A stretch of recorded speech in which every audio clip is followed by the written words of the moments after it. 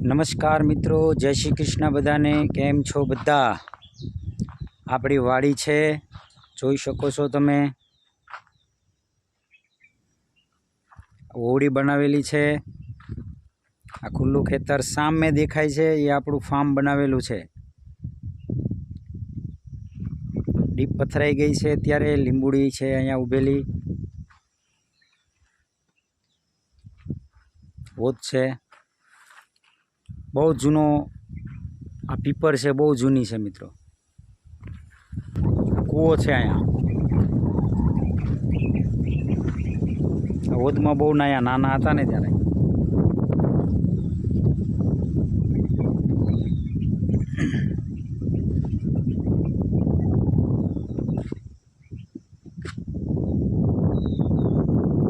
આપણે જઈએ પાકલ ગુંદા તરફ। હલો, કેમ છો ભાઈ? ઉતરી છે। આ બાજુ પણ આપણે વૃક્ષોને વાવ્યા છે। આ લીંબુડી છે, આ દાડમડી છે, જમરૂખડી, સીતાફળી। ઓરડીનો પાછળનો ભાગ છે। આ ગુંદો છે। પાકલ ગુંદા કોને ના ભાવે ભાઈ?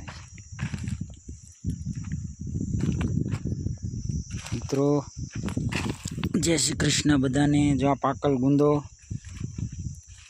નીચે પડી ગયો છે એટલે આપણે નહીં ખાઈ શકીએ, ડીપ પથરાઈ ગઈ છે। આ ખેતરના બે ભાગ અહીંથી પડે છે, જે તમને હું બતાવું।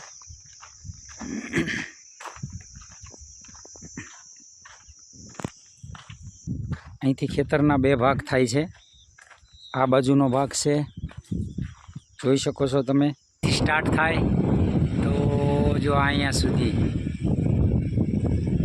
આખામાં તમને સહીઓ આપે। અમારી આખી વાડીમાં સહીઓ પૂરો પાડે છે અહીંયા।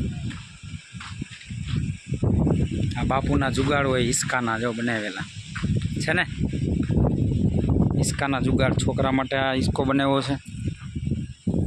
આ ખાઈટનો હિસકો જુઓ તમે, શેન આવે ને જે ઓલા ટેમ્પાની ને એની, એ શેનથી બનાવ્યો છે હિસકો, જોયું? ડાયરે બાંધ્યો છે પીપરની, હે શેને પણ જુગાડી ખાઈટ બનાવી નાખી। જો આ રીતે ડીપની જે ઓલી પટ્ટી આવે ને, ડીપના પાઇપની પટ્ટી પાટી ભરી દીધી છે। પણ અજબ ગજબ કામ છે ભાઈ બાપુનું।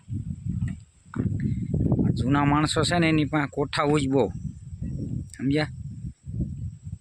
આપણથી જે વિચારીએ નહીં એવું કરી નાખે।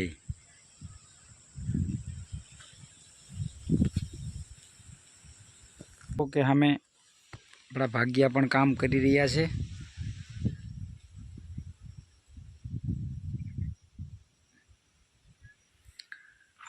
Thank you very much.